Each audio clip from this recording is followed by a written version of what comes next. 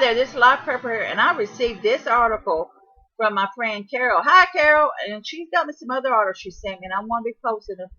And so I want to be thanking her for each one because these are some pretty cool articles. So you see this article right here. It's talking about prepping when you're poor by Ken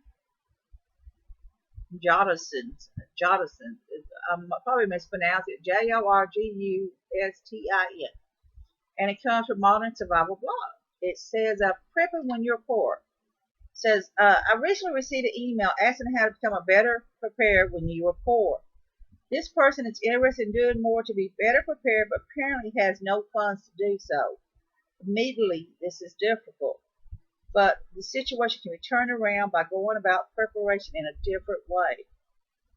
And that's the truth. I am just broker than a buck-toothed beaver who can't chew on his wood anymore. But the thing is you have to rethink your status. You don't have the money. You have to sit there and think, like, okay, I want to buy $25 worth of groceries this week. But I want to take 3 of it and buy for prepping. I want to buy more dry goods, more dry beans, more dry goods to put up instead of buying all this canned goods and stuff. And I want to reduce some of my fresh stuff, like fresh. Instead of buying a high, steak for $15, I'll buy a steak for $10 and take that other $5 and put towards prepping for extra food. It says the initial action of someone who has decided to take more responsibility for themselves and become better prepared for emergency disasters or worse is to go out and buy stuff prepped. The things they think they would need to survive. The thing is, although these things may be of help, believe it or not, it's not the most important aspect of being prepared. And here's why.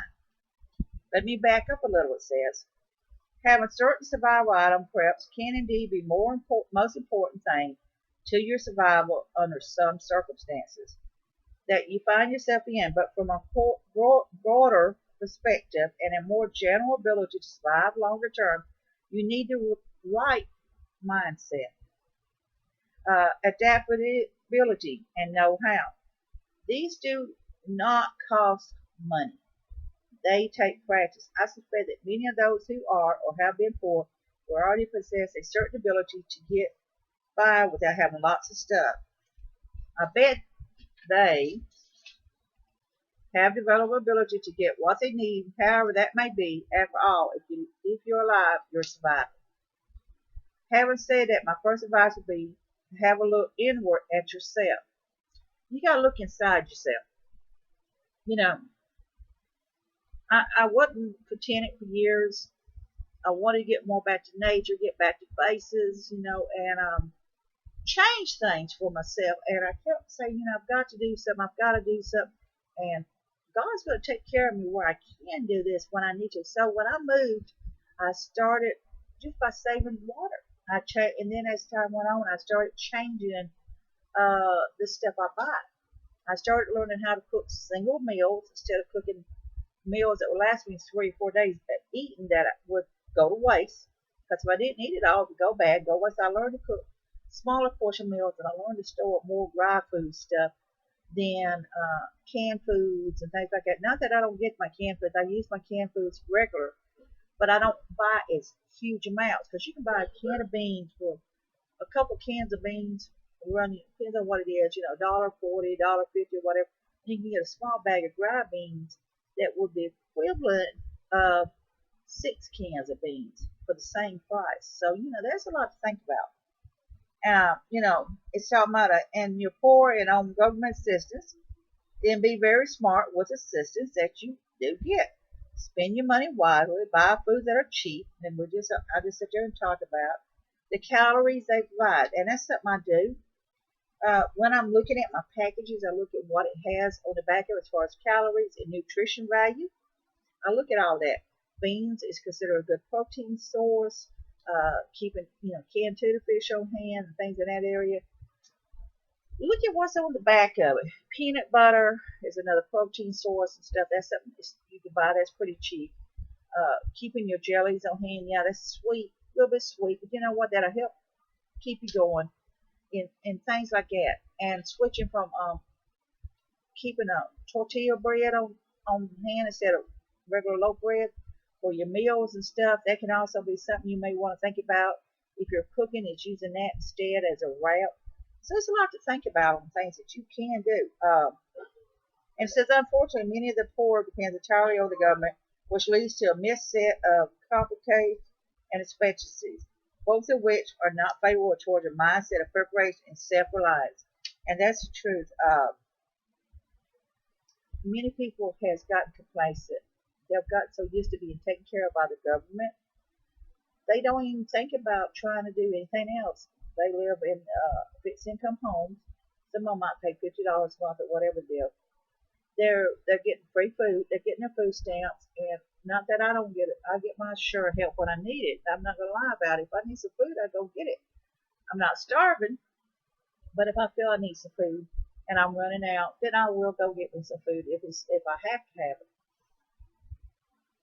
But a lot of the people who's actually living off some of the financial situations live better than people who's not, because they was told they make $10 too much, or they make too much money to qualify for any assistance. But unfortunately, generations has been bred into this, and I have found over the years where it's one generation after another. So it's passed down for one, and they've gotten used to this, and they know, and they're used to this life. So best HTF happens worldwide tomorrow. Many of these people are really going to be screwed. So just because you're on financial assistance doesn't mean you don't need to learn how to prepare and put up food for things when it gets bad, and change many of your lifestyle skills. It says, and then you need lead to skills that you'll thrive at. If you're poor and you do have a job, think about whether or not you like your job. Could you express interest in doing something else at work? Show initiative to your boss, and just basically cross train and all this stuff. That's just without said. It don't matter on any situation now. It said at home, spend more time learning practical things. Shut off the TV for a while. Spend some time educating yourself by either the internet or reading. And one of the most beneficial things you can learn is how to garden and grow some of your own food. Seeds are cheap, dirt is free, water is abundant. There are no excuses not to try gardening. And if you live in apartments, you can get you some 5-gallon buckets, get you some dirt, and plant you a couple of tomato plants or something, and try it just in the house. Have a few plants. You don't need a lot. Believe it or not, if you got 4 or 5-gallon buckets, you put your dirt in and had a couple of tomato plants, and if you like bell peppers or whatever, and you want a couple of bell pepper plants or yellow hot pepper, the amount of money that you're going to end up saving can really come in handy. And you might find you actually just like it. So being prepared while it's poor is a matter of knowing how to survive if things ever even get worse. In a bizarre sense, some of those who are poor may be better off after SHTF, total SHTF it says, than some of those who are rich with all their goodies. The poor are those who are not of government dependent mindset and are capable of scraping for what they need to survive. So there's a difference between being poor and government dependent. Okay? And the rich people have never scraped for what they need. It will be new for them. And at least it will be after their stuff runs out. And even a lot of times the so-called well-to-do people don't stock it. They said there's a lot of people, they taught me how a lot of these well-to-do people actually stock up on things and prepare themselves and they prep for stuff. You'll be surprised how many, some of them is stocked up on food to last them for a while. But then again, a lot of them stocks up on things like meats and stuff like that, and they got a huge freezer or whatever. But the prior goes out, they're screwed. So, depends on whether they got solar or wind power. Okay, the short answer is to do your best at bettering your position in life. If that means finding a better paying job, then figure out how to do that. Go after your interests. If it means changing your purchase habits with the little money that you do have, then change it. If it means asking for help, then ask. Just remember that although we all need some amount of money and shelter to survive, we don't need nearly as much stuff as some may have you believe in order to survive a collapse.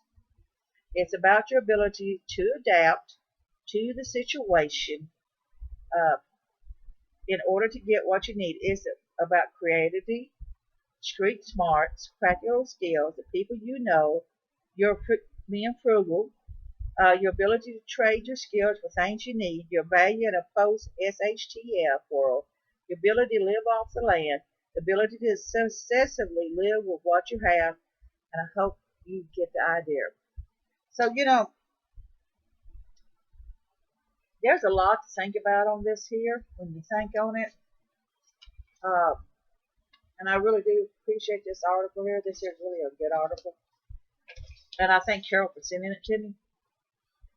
And that's why I call myself a basic prepper. And that's one reason I share all these articles with you, to share thoughts and ideas. You have to readjust. You have to think about how you're going to take care of your family, take care of yourself. And it's the same way with first aid supplies or other things. Buying, extra band-aids or buying extra gauze or whatever. It's just, you don't have to get it all at once, a little at a time. Have your first aid supplies on hand, have your other stuff on hand, learn about nature, learn about herbs, learn about other job skills, do research, go to the library, get books, read, research.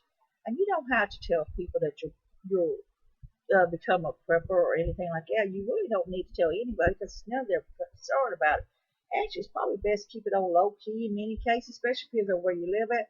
If you live in a neighborhood where uh, they would come in and break in and take all your food and stuff, that's something to think on. Is just changing things around, changing places where you put your food at, changing your lifestyle around.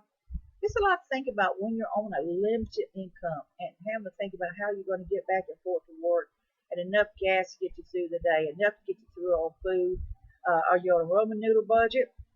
I am. I ain't gonna lie about it. I'm on a Roman noodle budget. So, what you can do, instead of buying, high dollar drinks, get you some water, make you some tea, make you some Kool-Aid up or whatever. Hey, I was raised on Kool-Aid. Ain't nothing wrong with it. Think about changing things around. What you can have on hand. I thank you, Carol, for sending me this article. I appreciate it. This is a live prayer for you to be safe, be happy. Bless you all.